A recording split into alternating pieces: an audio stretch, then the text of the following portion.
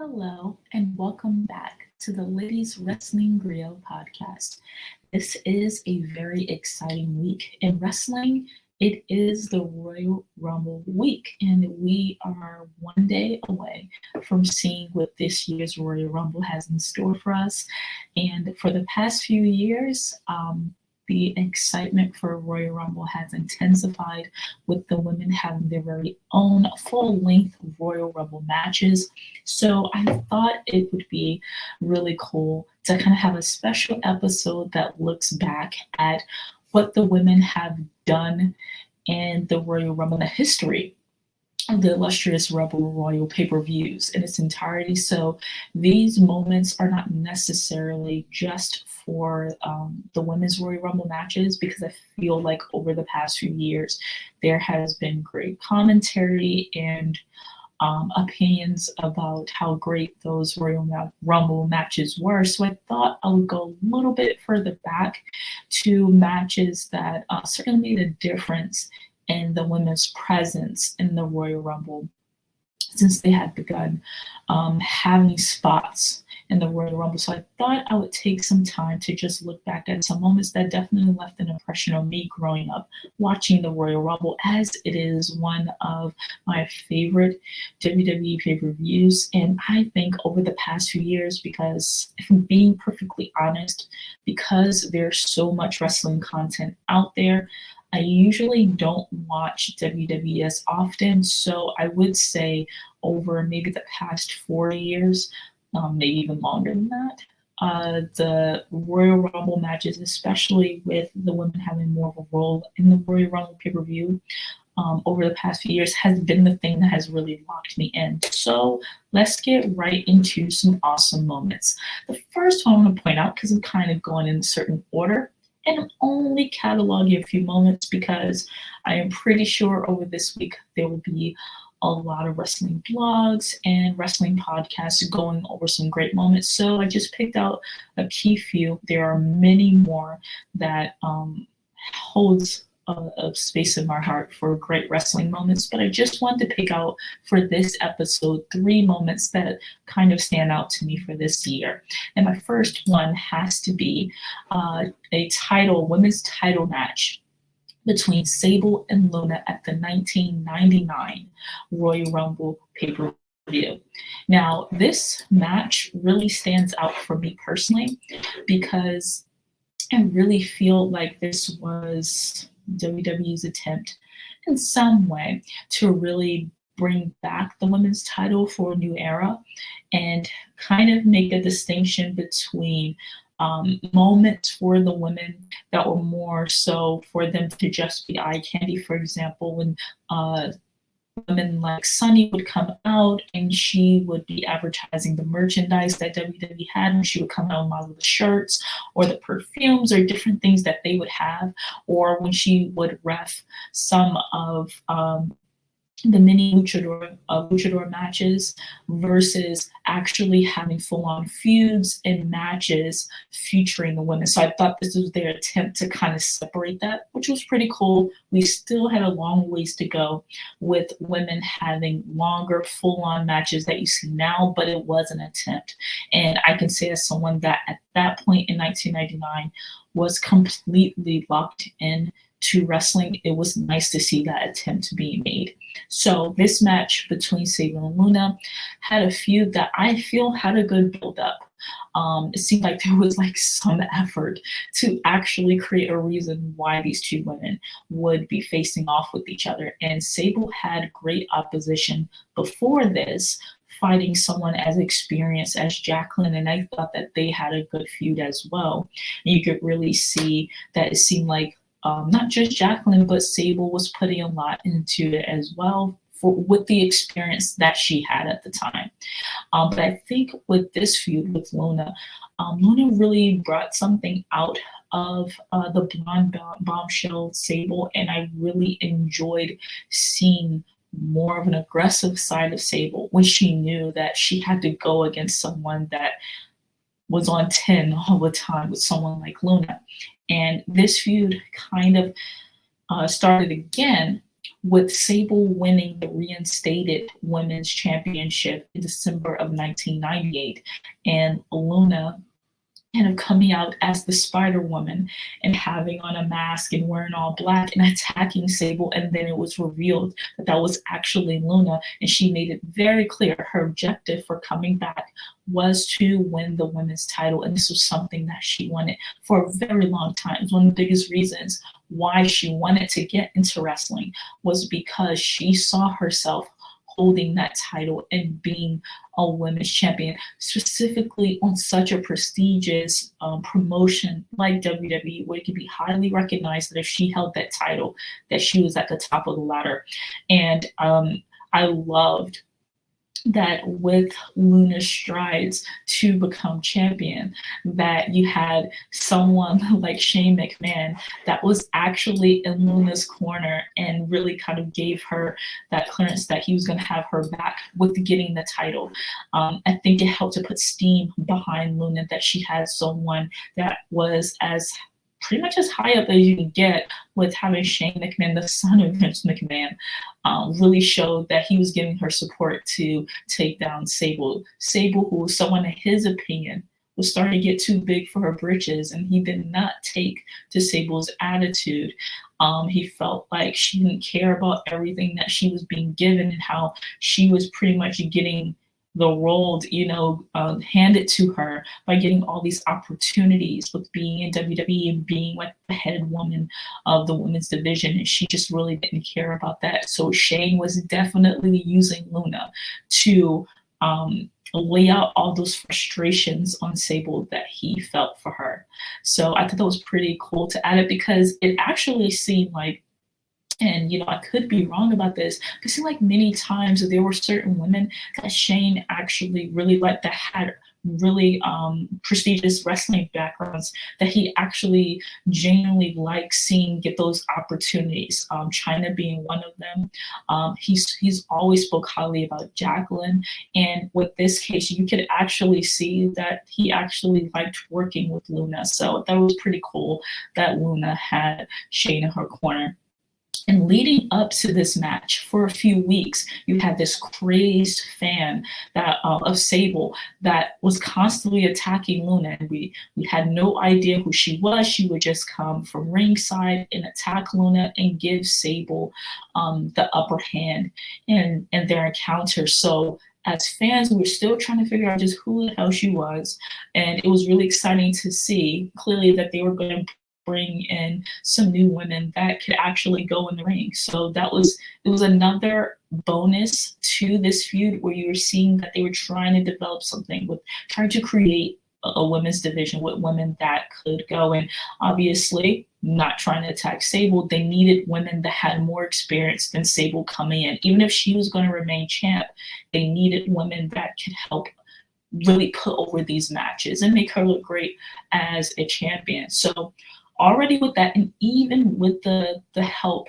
that Sable was getting from this crazed fan that was usually giving her upper hand, Luna was still very powerful in her pursuits to attack Sable leading to this match, including Luna attacking Sable on Sunday Night Heat, just hours before their match together. So already that set the tone that Sable was not going to come into this match being 100%.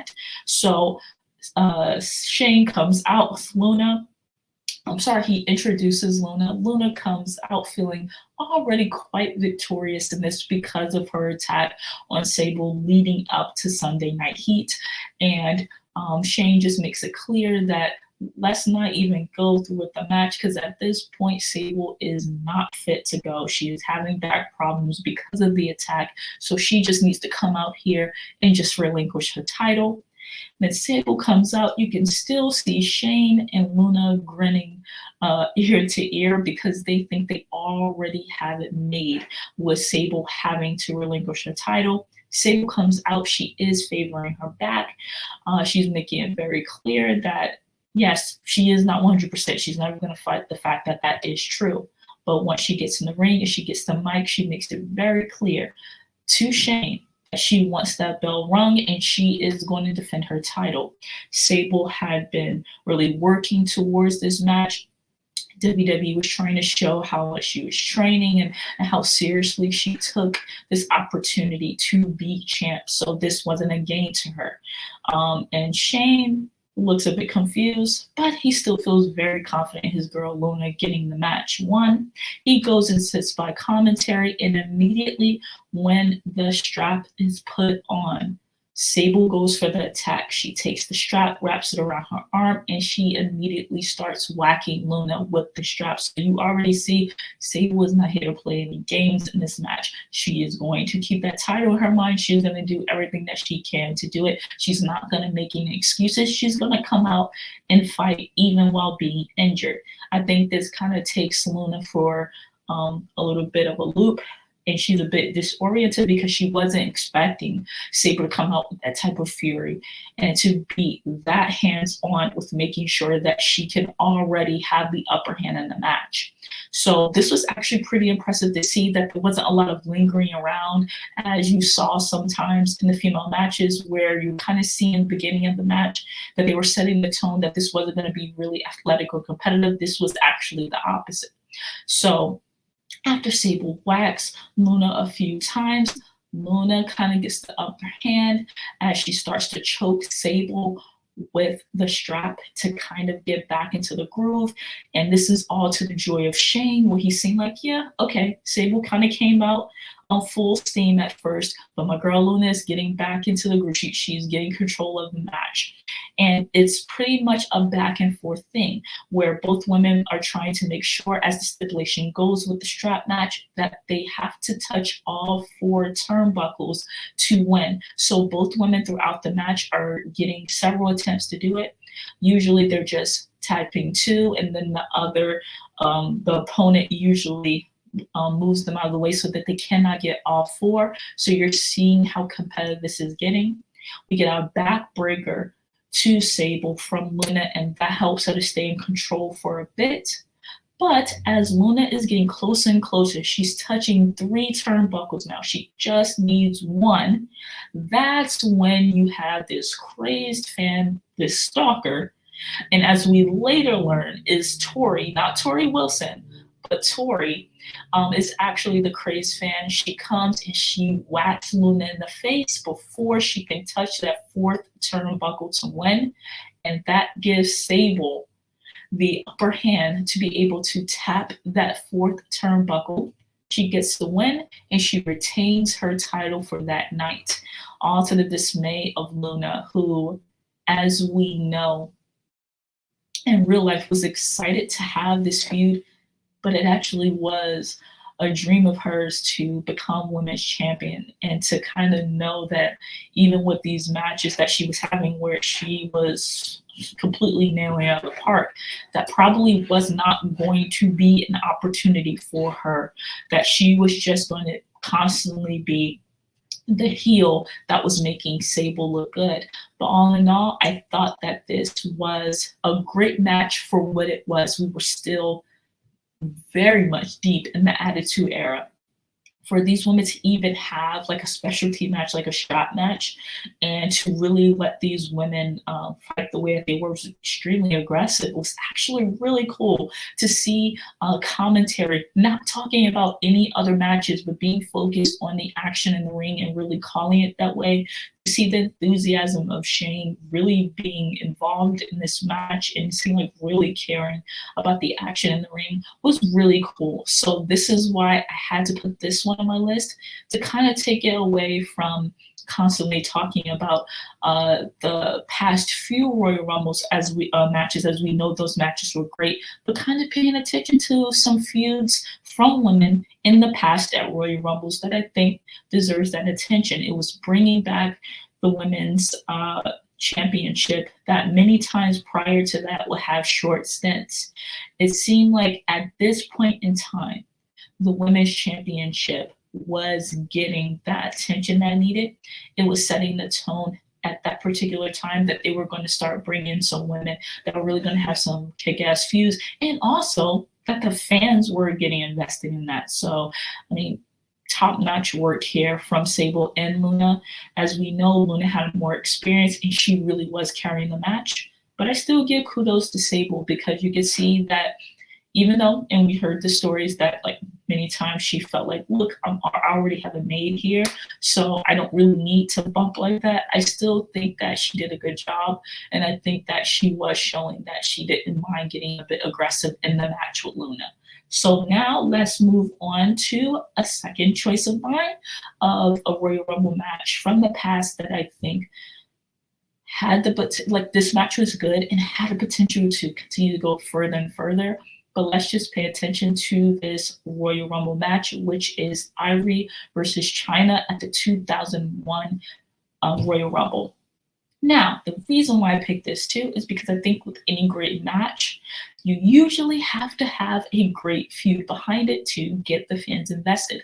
And I feel that this feud between Ivory and China is a prime example of a really great build-up. And I think it was, I mean, I wasn't backstage, but it seemed like they were really trying to push Ivory as this really strong heel who also had really good comedic timing with some of the things that they were doing in this feud, and really push China as a babyface who wasn't just this Amazon of a woman. She had feelings too. So I thought that it was really good that on both sides with Ivory and China, they were trying to show the different sides of them. So leading to this match at the 2001 Royal Rumble, Ivory was becoming a top heel with her involvement with Right to Censor. For weeks, Ivory kept targeting China, trying to take her out before the match at the Royal Rumble. And this title match meant a lot to Ivory, especially because, if I'm correct, I think towards the end of 1998, Ivory had gotten into the company, if not right at the start of 1999. And I'm pretty sure one of her main objectives was to really push the fact that she was coming in to have really great feuds and really great wrestling matches. So to have where WWE it was continuing to show that they actually wanted Ivory to have that too was pretty cool. And I think that it was cool that just as a faction, whenever there was any singles matches that any of the members were having, the entire faction of Right to Censor would usually be involved, and it was no different here. So this feud started with Val Venus doing a spiked powerbomb to China and injuring her, and the fact that Ivory and the rest of Right to Censor thought it was humorous that China had actually had 3 ruptured discs from this powerbomb, and they were actually mocking a very serious interview that China was having with JR. She is very emotional about, and rightfully so, about what this type of injury could do to her career and how it was halting her from doing some things she was really excited about in this 2001 year. And how that would affect not only her career, but her life with having such a devastating injury. And then right after that, the next week, the Right to Censor doing absolutely hilarious parody of China talking about her injury. And to me, that parody really showed Ivory's comedic chops, because before that, we already knew that Ivory was an amazing wrestler. But to add on the fact that she could really hold up with a lot of wrestlers that were quite comedic, like The Rock, like Kurt Angle, like Stone Cold was showing, like Edge and Christian were showing. It was really cool that you see from the female wrestling locker room that Ivory kind of had those chops too. I thought it was really cool to add that to this feud, but also add that kind of personality to Ivory's actual character, because many times, especially with the women, you were not getting to see that build up to a character for them to be 3-dimensional. So I thought that was pretty cool that they showed that Ivory can hang with the guys that had that comedic side to them. She was actually presenting that too. I thought throughout that interview that China had with JR that it was showing a different side to her. Still showing that she was, of course, the ninth wonder of the world, but showing that things that were happening in the ring, things that can debilitate others, obviously gets to her too. She didn't want her career to be over because of a spiked powerbomb or because of a very serious neck injury, and really showing that right to censor's lack of care or empathy after it was revealed that she was injured really did get to her. I thought that was really cool that it started to show those layers to China. She wasn't just this silent killer. She obviously has feelings as well. So this leads us all the way to the Royal Rumble. And I don't think it was unexpected to know that throughout this match, Ivory really, especially because she was a heel too, that Ivory really was going to have it taken to her, especially because before that, Ivory was really clever in always getting away from China's advance, especially because China was hurt.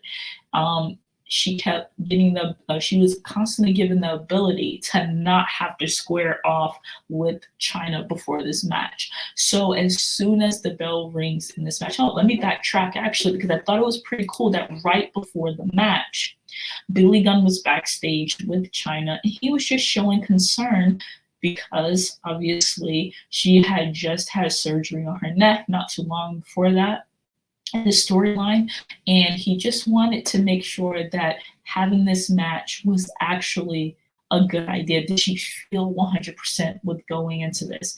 And even though China very much cared about Billy Gunn, having empathy for her and caring about her well-being, she was making it clear she had never felt better and she was going to go through with this because she knew she was going to come out victorious. So right after that, you have Ivory come out with the annoying right to censor music that just always caused the fans to boo all the way until the music stopped. And Ivory clearly looking like she had nothing to fear.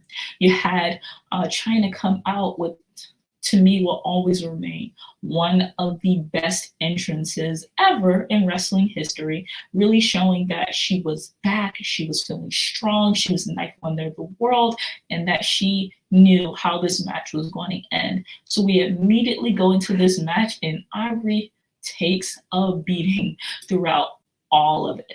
She was just being handled like a rag dog, being tossed from one side of the ring to the next, even taking a beating through the crowd. And China impressively holds up Ivory and walks through the crowd and tosses her back to ringside, and the crowd is just eating it up. And you can't have Stevie Richards be ringside and not have him get punched for interfering. Like, that's just something that has happened all throughout Stevie Richards' career being in WWE, whether he was with Ivory or Victoria. And that's one of the things I liked, is that I always see like Stevie Richards actually took a kick, got a kick out of being involved in matches that involved him trying to do something sneaky behind the ref's back and usually getting it taken to him by his friend's opponent. So I thought that was really cool that he got to interfere in that way. And with the beating that Ivory was taking throughout the match, it really looked like China was going to win hands down. And China decides to do her famous flips from one side of the ring all the way to the next to hit her opponent that's usually laid out on one of the turnbuckles. China does this, but as she goes back, you can tell that with the way that she fell to the mat, that she probably hit her neck trying to hit Ivory. She falls flat on the mat and does not get up. Ivory takes the opportunity to get a quick pin, and she gets the win for the night. And Ivory is celebrating, Stevie Richards is celebrating, and throughout that time, China still does not get up. So that creates a worry from the ref. The ref is checking her. We get more medical help from backstage. Billy Gunn immediately comes out, and you can just see not the "I told you so" look, but this feeling that, yeah, you see why I was concerned, because now you're laid out. But obviously showing a lot of compassion for his friend that he has had over the years, and how he's actually stuck with her and really cared about how China was doing. And he stuck with her the whole time while she was being checked by medical. They had to take her out on a gurney, and I really liked how they were trying to build up that this injury was serious and it was going to constantly be a problem, but it was also going to put Ivory at an advantage.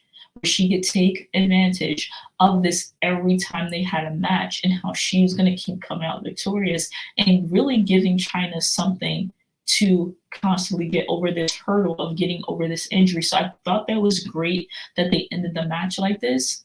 And it would have been awesome if leading to their WrestleMania 17 match, that match would have been longer.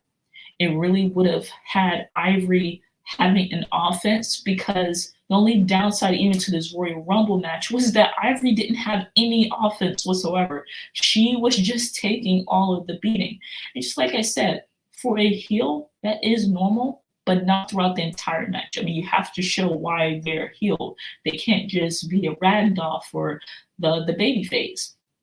And I felt like if they really would have given Ivory an offense at WrestleMania 17 and really showed that it wasn't just the neck injury that would have caused China to lose, it would have been because Ivory is a really good wrestler. She would know how to pick apart a body part and really create opposition for China throughout the match, especially considering that China was recovering from the neck injury. If Ivory would have kept picking at that during the WrestleMania match to show, yes, I'm not bigger than you, but I'm going to use my smarts to pick apart some part of your body so that you're not just going to easily win this match, that would have been great. But we know, of course, that didn't happen. So even though we didn't get the full-length feud that I felt could have really put Ivory on the map, with showing that she really took it to China. And even if China won after, it really would have built Ivory up even more after this feud.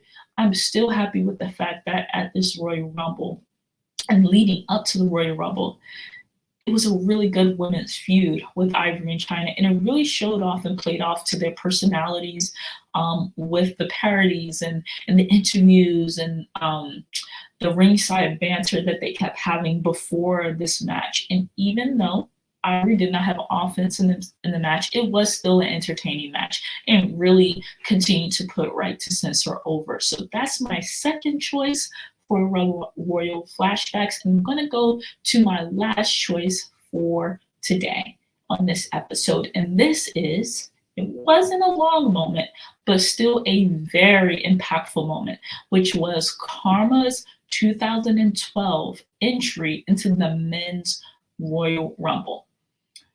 I mean, it goes to, it really don't have to explain why it's so important, but I'll do it anyway.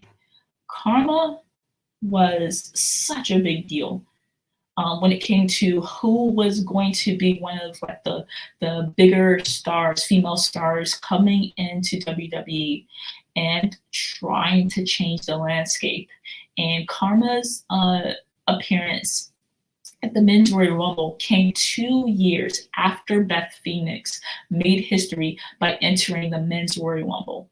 And WWE had another worthy candidate to add to the very short list of women that were deemed as realistically able to compete against and could actually win the Men's Royal Rumble. This was not a big list, but there were women in which we saw that actually entered the Men's Royal Rumble, and we could actually believe as fans that they could stand toe-to-toe with their male counterparts and actually win. And of course, Karma was one of them. Now remember, this was before the women had their own Royal Rumble. So even getting a Divas match on these pay-per-views was a struggle. So this was a big deal. And Karma had such a great build-up when she came into WWE. As we know, Karma was Awesome Kong in Impact, and also Amazing Kong in her time in Japan. So clearly in every promotion that she was in, you could never take away from how she was just so legendary. Like, you could not take your eyes off her Karma. She was just that talented. So when you heard the rumblings of her coming into WWE, knowing that her character was really or this version of her character was really going to be pushed by Triple H, where he really wanted to build on not just her wrestling skills, but what I believe Karma actually brings to the table too is great character development. She's very good at that. To see that they were actually drawing on that and really plugging into that made me so excited as a fan.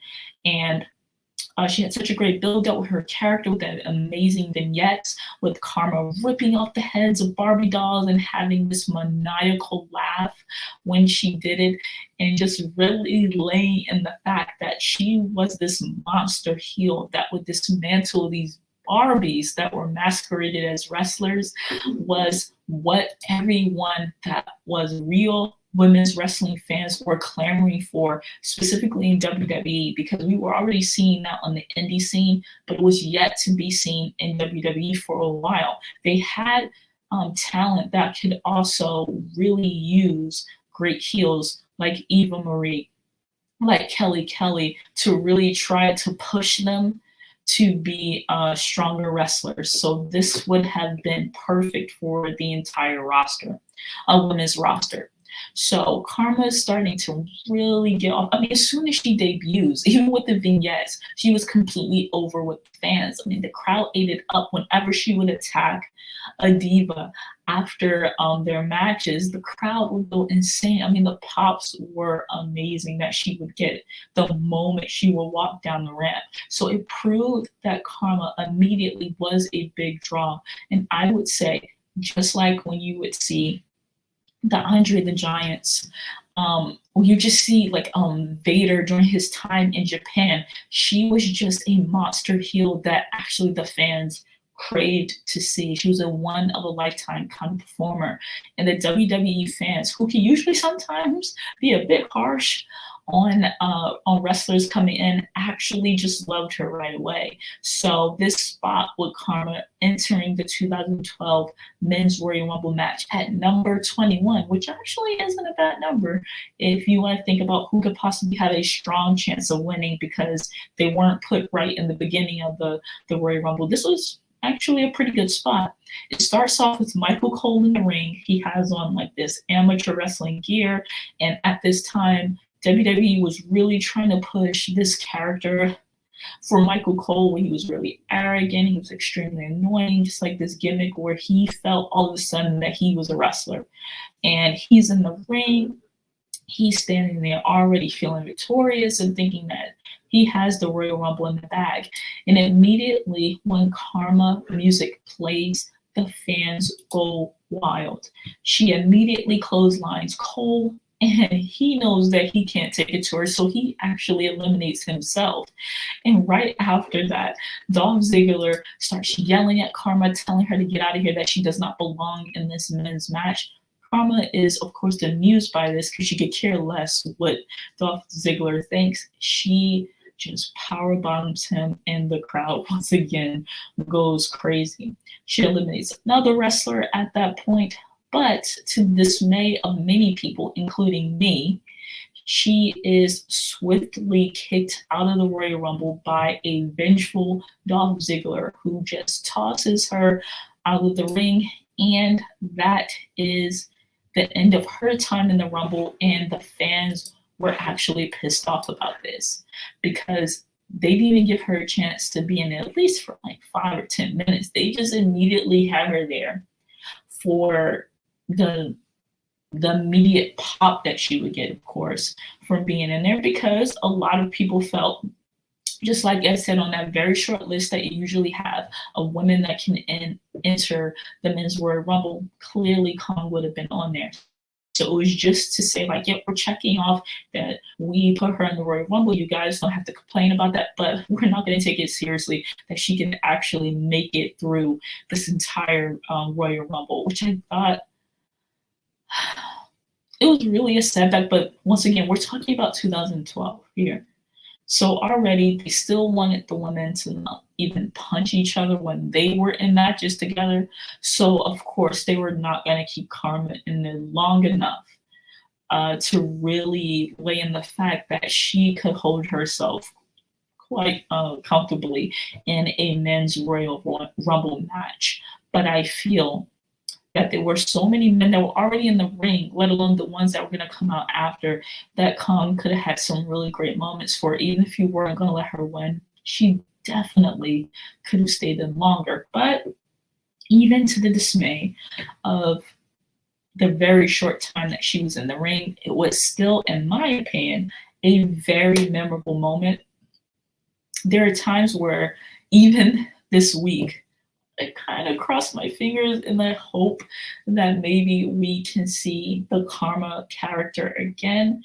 I think that it would still be fitting, even with the women's revolution, to have a heel like Karma, even if it's just for a Royal Rumble appearance, especially now that the women have their own Rumble. I would love to see Karma actually come back. I think especially the way that it went down with her character when she left and then she did not come back to finish something that I know fans like me were looking forward to, which is she was supposed to come back and have a feud with the Bellas, which I thought would have been amazing, but that did not happen. So her character was just left with this open-ended thing where you kind of keep thinking, what if she would have come back, what if she would have done these things? So I'm still gonna cross my fingers every year that maybe Karma might make a Royal Rumble appearance, but I am happy that at least I have this awesome moment with seeing the crowd really take to her entering